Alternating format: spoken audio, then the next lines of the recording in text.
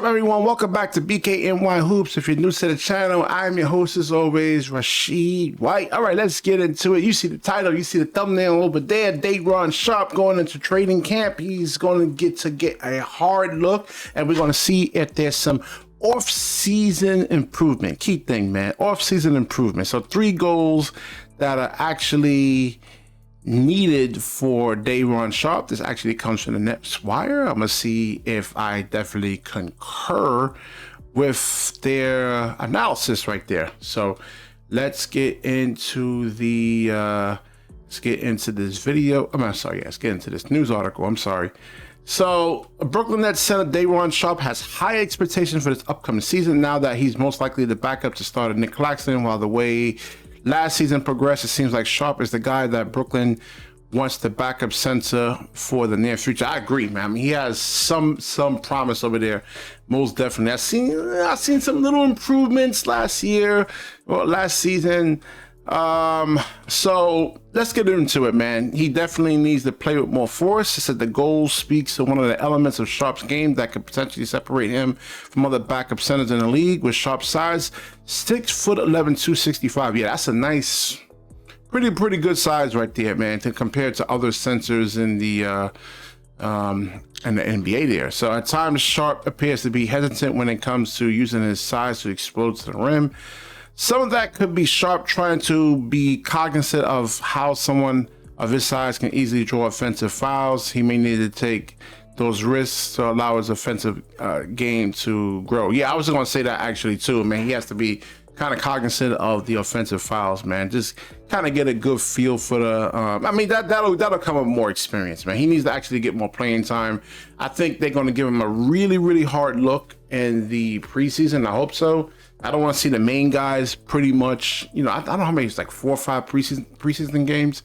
I wish it was 8, like they used to have like 8 or 9, 10 games, man. But now I think it's like 4 or 5.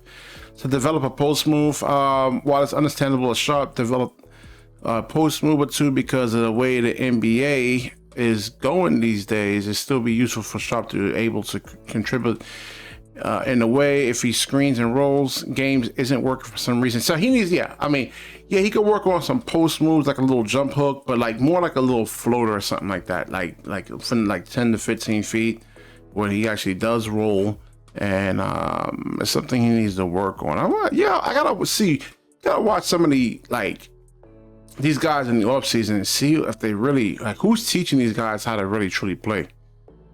All right, so currently Sharpe's offensive game is either waiting for the ball to be passed to him near the basket or getting an offensive rebound. That's not going to cut it, man. I mean, especially let's say if you go into the playoffs and they're going to need a little bit more from you right there on the offensive end, man. These actions are positive skills for big men in the league to have, but if those are the most you can do, it places limitations on your offensive impact. Sharpe is able to get a semblance of a post hook or drop step. His offensive game will take off. Yeah, man, just look at some film, bro. That's it.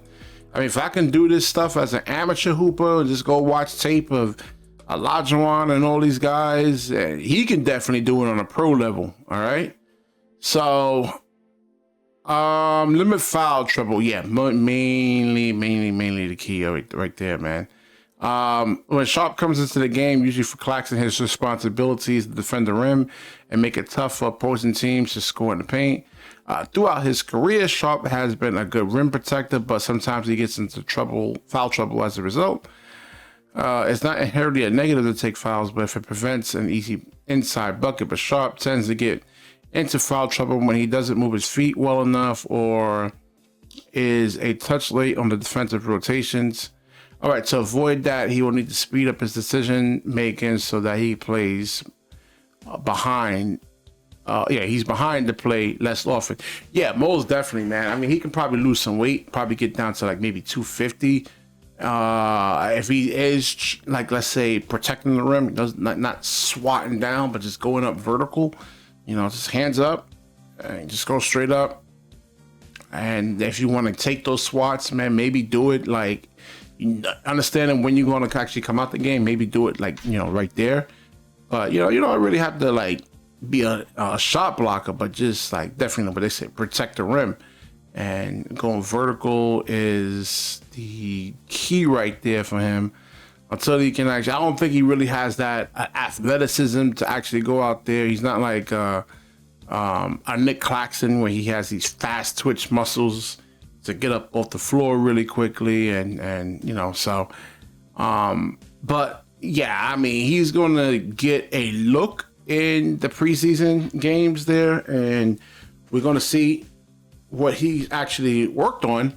And we don't want him to, we can't put, like, the preseason guys don't really go hard, but it's going to take a lot of hard work, man, a lot of sacrifice.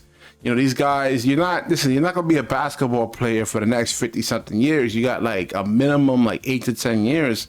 So like, don't worry about vacations in the summertime, maybe a couple of weeks here, but you know, you really should be working on your game right there, man. Working on like those little floaters. I think he's been shooting from 3. I think the last couple of years he took some 3s, but he needs to get up like 700-800 shots a day. So yeah, we'll see what actually happens. Time tells everything. All right, so I will wrap this video up. If you like this video, definitely like, comment, subscribe, certainly share this video, and when you share, the universe certainly shares back with you. Peace.